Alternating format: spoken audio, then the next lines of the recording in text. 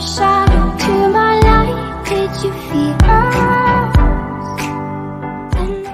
Hello students of class 4, welcome to English class बच्चे.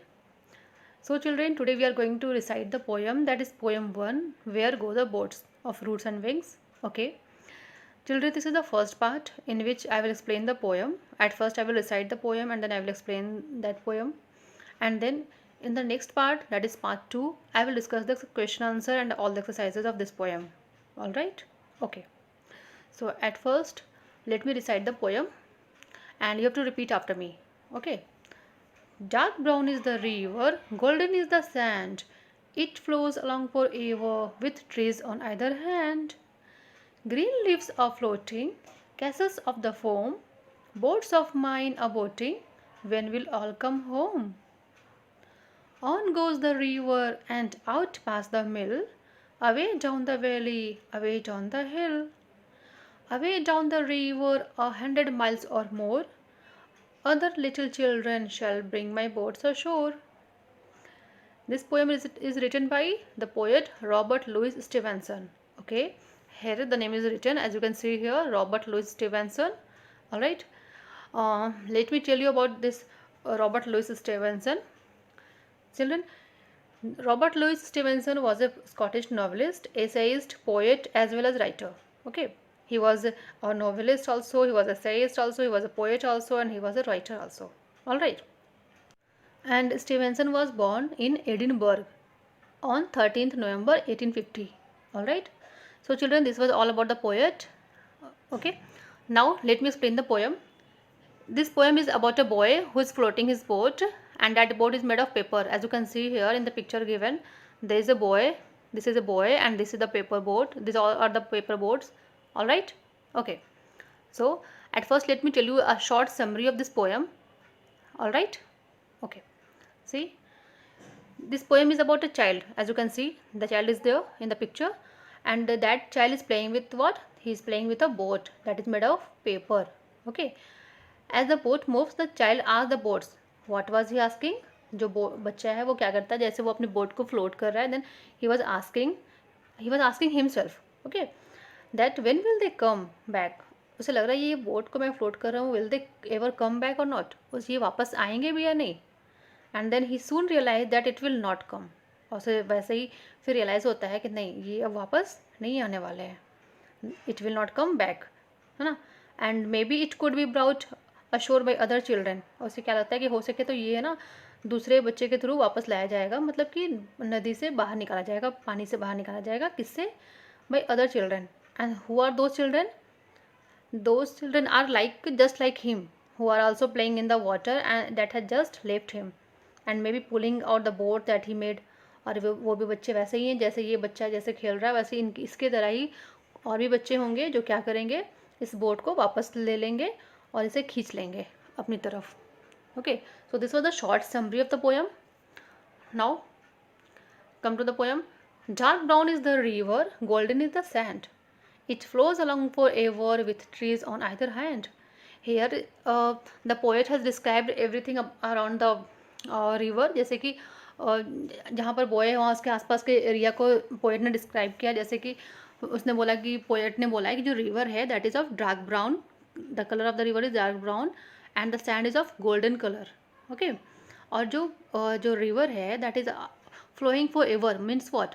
आपने देखा ना रिवर क्या होता है, वो फ्लो होती रहती है हमेशा, है ना. And then on each side of the river what is there are trees.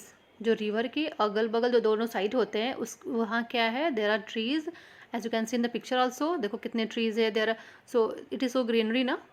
There are some flowers also. All right.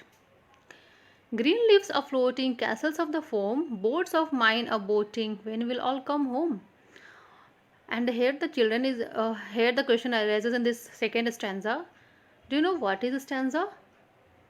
Stanza किसे कहते हैं आपको पता है? Stanzas are the just like the paragraph. In the story there are a paragraph, and in the poem it will be called as stanza.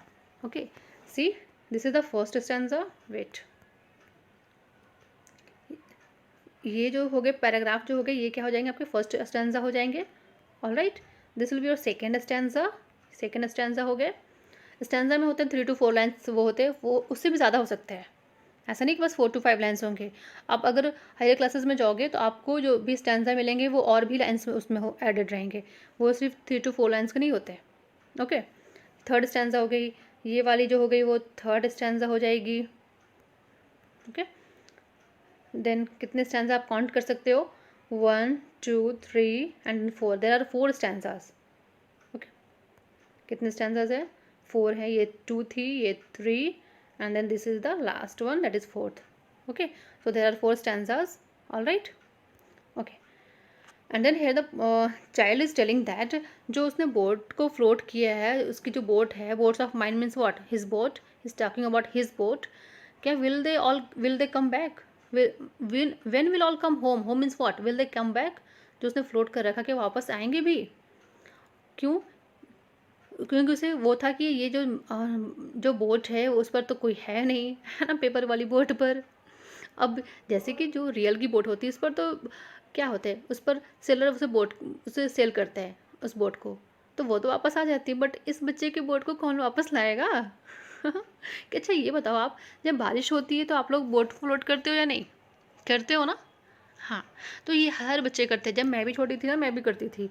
तो उसी तरह सारे बच्चे क्या करते हैं, बारिश के मौसम आते हैं, अगर जहाँ पानी अगर बहुत सारा अगर वहाँ पे इकट्ठे हो जाते, तो हम बच्चे क्या करते थे कि पेपर का बोर्ड इतना सारा बनाते थे and then we use to float them.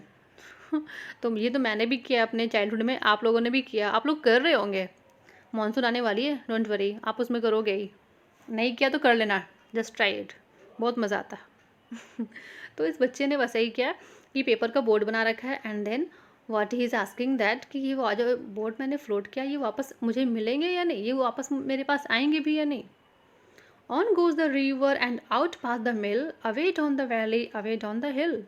और यहाँ here the child is telling that ये the boat which he had floated, जो बोट को उसने फ्लोट किया है वो क्या कर रहा है, रिवर से होते जा रहा है एंड देन, और किस किस चीज़ को वो पास कर रहा है, मिल है, वैली से होते हुए जा रहा है, हिल पहाड़ियों से होते जा रहा है, and it is just going and going, it is not getting stopped. Okay, now coming to the last stanza, away down the river 100 miles or more, other little children shall bring my boats ashore.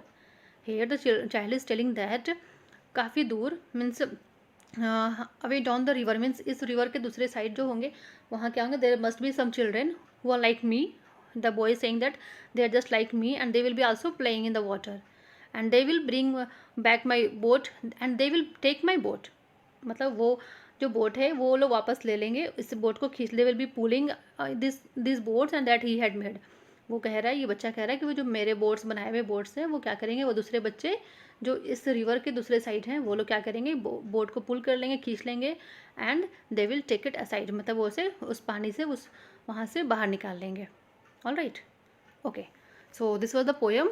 I think you would have enjoyed the poem because ये ऐसी poem है ना जो आपके childhood को याद दिलाने वाली है, मतलब कि आपसे जुड़ती हुई है।